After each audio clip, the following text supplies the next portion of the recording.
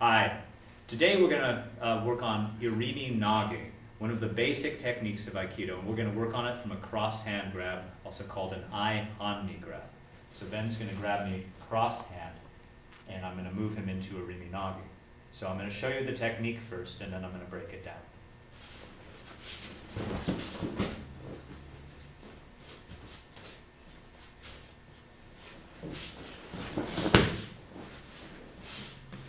So the first part of the technique, once he's grabbed me, I have to take his balance with my first motion.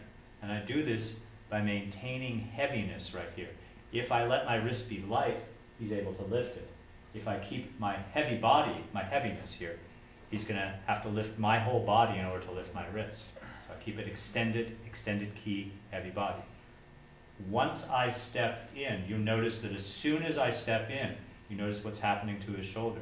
Because I'm heavy here, so I'm putting my weight here.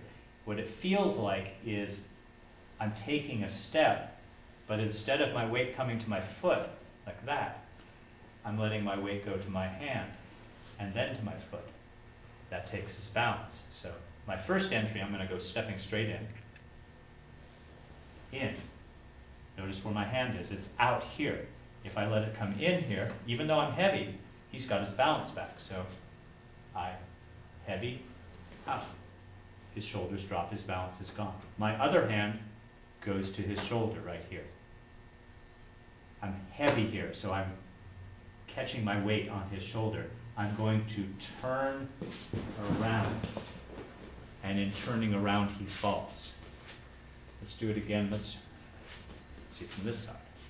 So again, heavy, step in, hand on shoulder. This is connected here. If my hand's light, you can stand up. Instead, I keep it heavy, so it's like I'm leaning on him. We say in my dojo, it's like you've got a drunk buddy here. You really don't want to hurt him, but you're going to take care of him, so then I'm going to turn around, and he falls as a result of that. So the one we just did was an Irimi version of Irimi Nage. In other words, the entry was straight into our opponent. Now we're going to do a Tenkan version of the same technique. So instead of entering this way, I enter this way. So I'm going to do the technique and then I'll break it down.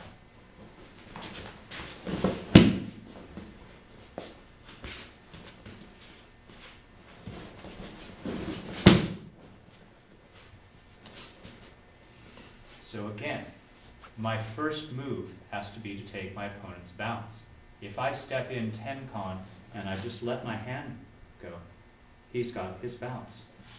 Instead what I do is I imagine that I'm carrying something really heavy in this hand, like a bowling ball or something.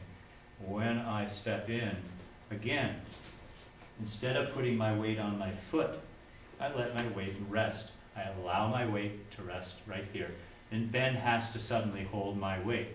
I step around. You notice what this does to him is it brings his balance. Again, my hand's on his shoulder.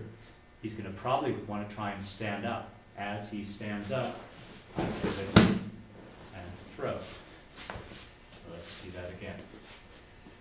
Heavy here. I've got good connection. I step around. You notice as I step around, naturally, my hand goes forward a little bit. Heavy. Heavy on the shoulder, right on the shoulder. I'm connected to him. My sensei used to say, this is like having a wet towel on somebody's shoulder. It's like, turn around.